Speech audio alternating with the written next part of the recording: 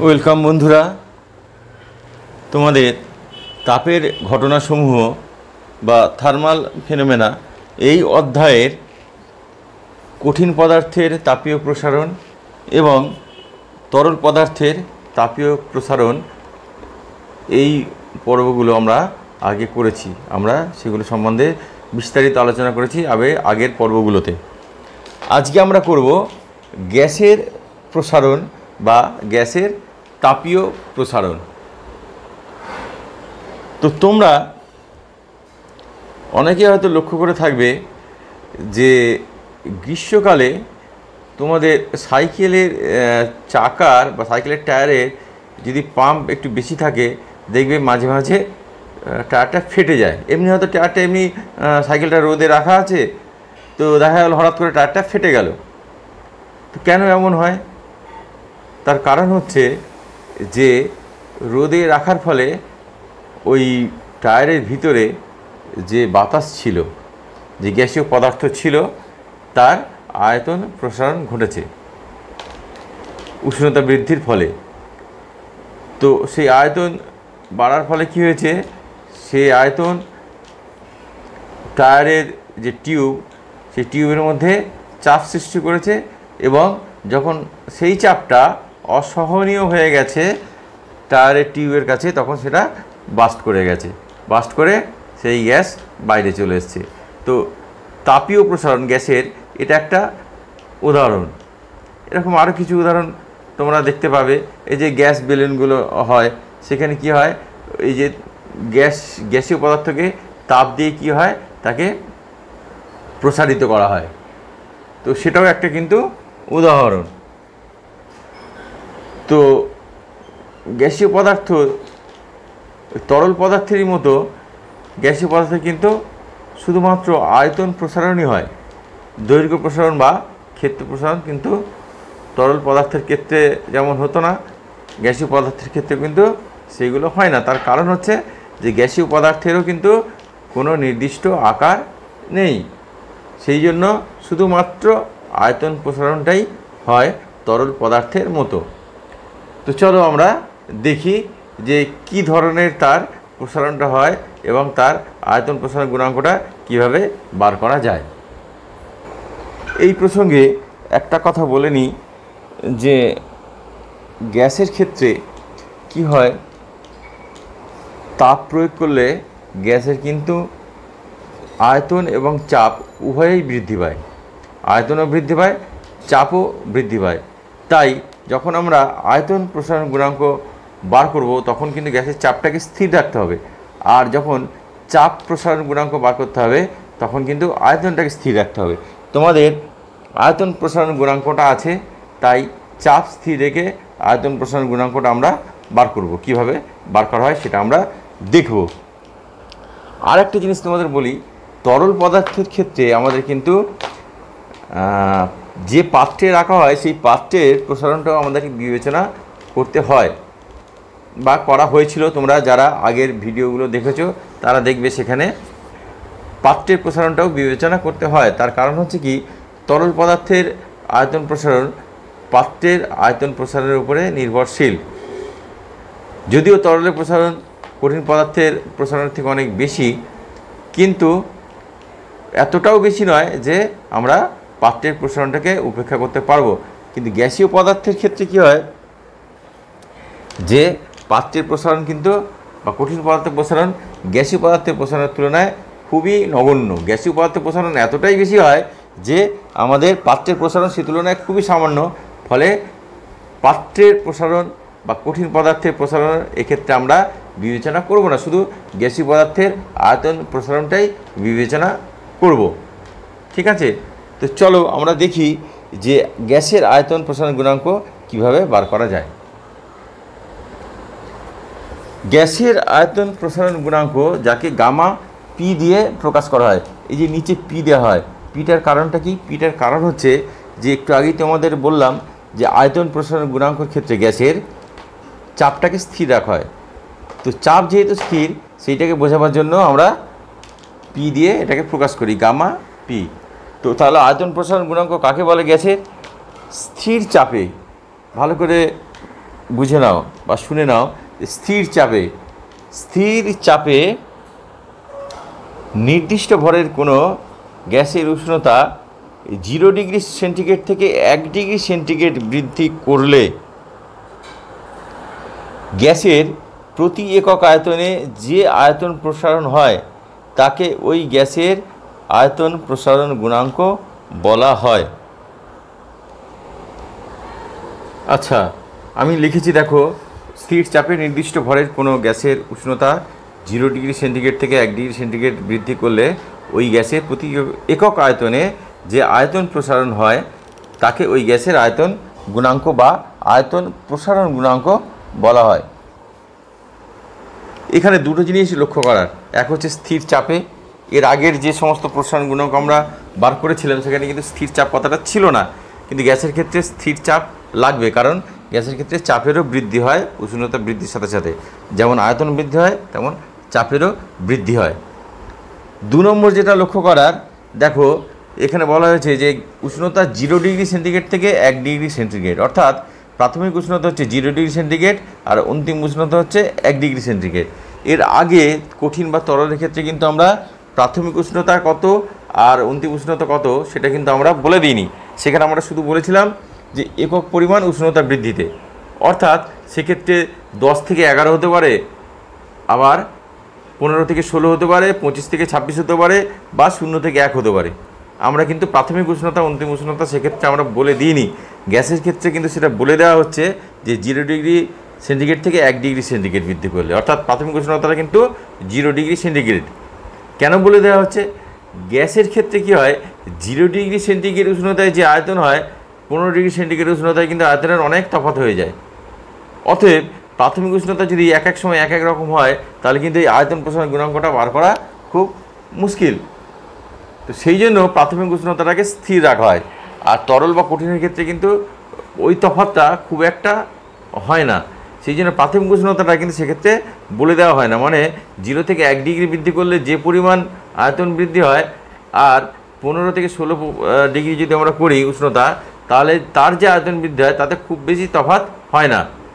বা 20 থেকে 21 ডিগ্রি যদি করি তাহলে কিন্তু যে আয়তন বৃদ্ধি হয় তাতে খুব তফাৎ হয় না, কিন্তু গ্যাসের ক্ষেত্রে এটা তফাৎটা হয়। 0 থেকে 1 ডিগ্রি বৃদ্ধি করলে যে তফাৎ হয়, 10 থেকে 11 ডিগ্রি যদি আমরা করি সেক্ষেত্রে তফাৎটা কিন্তু অন্যরকম হবে, একই রকম কিন্তু হবে না। সেই জন্য নির্দিষ্ট করে বলে দেওয়া হয়েছে যে প্রাথমিক উষ্ণতা হবে 0 ডিগ্রি সেন্টিগ্রেড এবং সেখান থেকে আমরা 1 ডিগ্রি বৃদ্ধি করব। তো এই দুটো জিনিস গ্যাসের আয়তন প্রসারণ গুণাঙ্কের ক্ষেত্রে খুব ভালো করে মানে আমাদের লক্ষ্য করতে হবে, ঠিক আছে? তো এবার আমরা গাণিতিক রূপটা দেখব। দেখো আমি লিখেছি যে মনে করি স্থির চাপে নির্দিষ্ট ভরের কোনো গ্যাসের 0 ডিগ্রি সেন্টিগ্রেড উষ্ণতায় আয়তন হচ্ছে V0 এবং উষ্ণতা বৃদ্ধি করে T ডিগ্রি সেন্টিগ্রেড করা হয়েছে এবং T ডিগ্রি সেন্টিগ্রেড উষ্ণতায় আয়তন হচ্ছে VT, ঠিক আছে?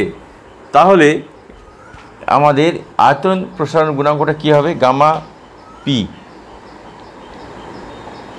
পি কী হবে? ঠিক আগের মতোই, আগের যে সমস্ত আয়তন প্রসারণ আমরা গুণাঙ্ক বার করেছিলাম সেই রকমই, কি যে আয়তন বৃদ্ধি মানে কত? আচ্ছা আমি লিখে দিচ্ছি, আয়তন বৃদ্ধি বাই প্রাথমিক আয়তন, আগে যেভাবে আমরা করেছিলাম,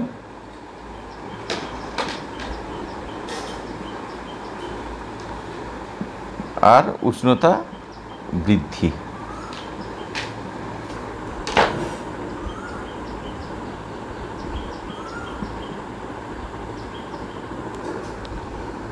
তো এখন দেখো আয়তন বৃদ্ধি মানে কত? প্রথমে ছিল V0, পরে হয়েছে VT, ঠিক আছে? তাহলে কত? এইখান থেকে এটা বেড়েছে, তাহলে আমরা আয়তন বৃদ্ধি হচ্ছে VT মাইনাস V0 বাই প্রাথমিক আয়তন কত? V0। উষ্ণতা বৃদ্ধি কত? দেখো আমরা আগে আমরা উষ্ণতা বৃদ্ধি কী লিখেছিলাম? T2 মাইনাস T1, কারণ দুটো উষ্ণতাকে আমি আলাদা করে ধরে নিয়েছিলাম, একটা T1 আর একটা T2। কিন্তু এখানে তো প্রাথমিক উষ্ণতা 0 ডিগ্রি সেন্টিগ্রেড, কাজেই এখানে T-0 হবে। তো T-0 মানে কত? টি হবে। এখানে কিন্তু T2 - T1 বলতে T-0 বা টি। তাহলে কি হলো? V0 into T. ঠিক আছে,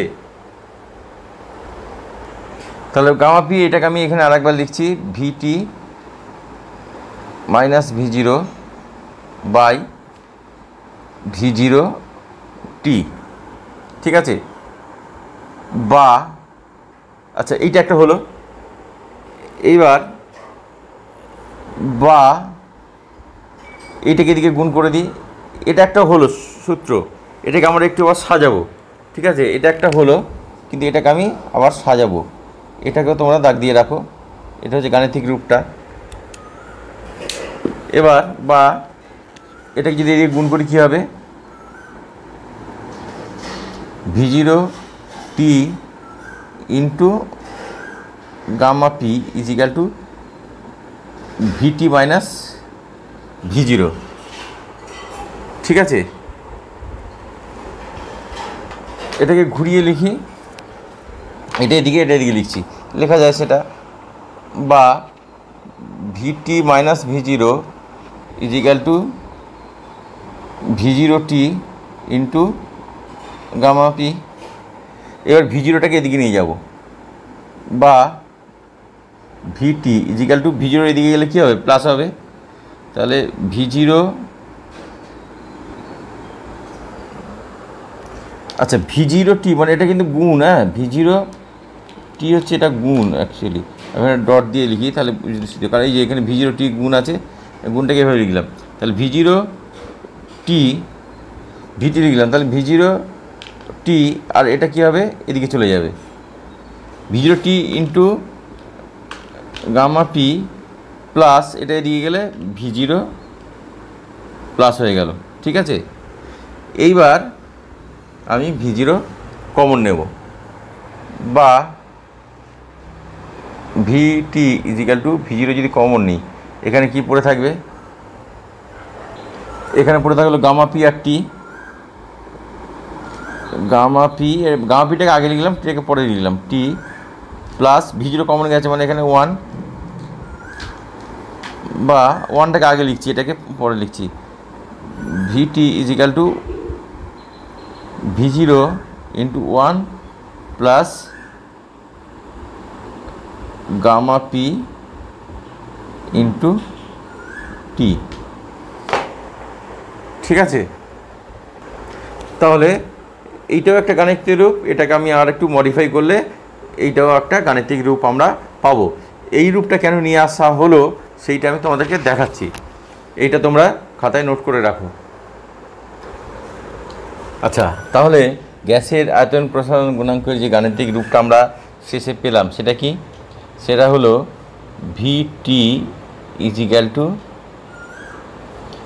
V0 into 1 plus gamma P into T, এইটা। আর চাল সূত্র থেকে কি পেয়েছিলাম? যারা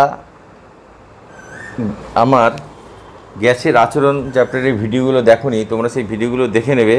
সেখানে চাল সূত্র থেকে আমরা পেয়েছিলাম VT is equal to V0 into 1 plus 1/273 গুণ টি। এটা হচ্ছে চাল সূত্র থেকে আমরা পেয়েছিলাম।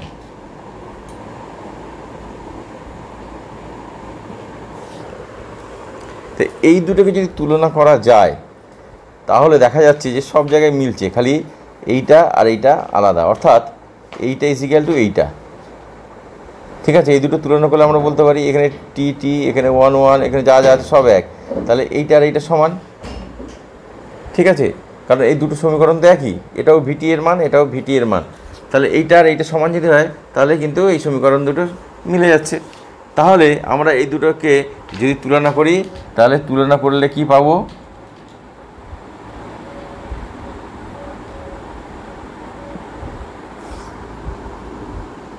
Gamma P is equal to 1/273। ঠিক আছে, গামা পি ইজিক্যাল টু 1/273।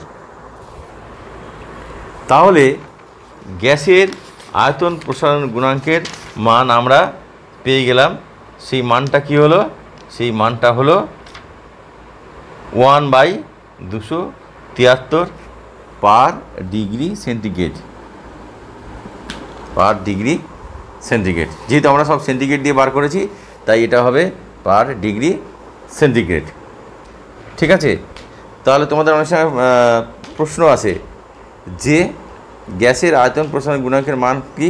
গ্যাসের আয়তন প্রসারণ গুণাঙ্কের মান হচ্ছে 1/273 পার ডিগ্রি সেন্টিগ্রেড। আর গ্যাসের চাপ প্রসারণ গুণাঙ্কের মানও কিন্তু এইটাই হবে। হ্যাঁ, তোমাদের গ্যাসের চাপ প্রসারণ গুণাঙ্ক আলাদা করে নেই, তার মানে কিন্তু এই 1/273 পার ডিগ্রি সেন্টিগ্রেড। ঠিক আছে, তো এই হলো তোমাদের গ্যাসের আয়তন প্রসারণ গুণাঙ্ক। আমি লিখে দিলাম আদর্শ গ্যাসের ক্ষেত্রে আয়তন গুণাঙ্ক ইজিক্যাল টু চাপ গুণাঙ্ক is equal to 1/273 per degree centigrade. ঠিক আছে, তাহলে পরীক্ষা যদি আসে, এটা আসুক বা এইটা আসুক, তোমরা এইটা লিখে দেবে। আর এইটা সমান সমান কত? 0.00366 পার ডিগ্রি সেন্টিগ্রেড, মানে এইটার মান ভাগ করলে এইটা হয়, এইটা আসে। ঠিক আছে, তো এই হলো তোমাদের গ্যাসের আয়তন প্রসারণ গুণাঙ্ক। এবার গ্যাসের আয়তন প্রসারণ গুণাঙ্ক তার একক কি? একক কিন্তু আগেরগুলোর মতোই একই, পার ডিগ্রি সেন্টিগ্রেড অথবা পার ডিগ্রি ফারেনহাইট অথবা পার কেলভিন।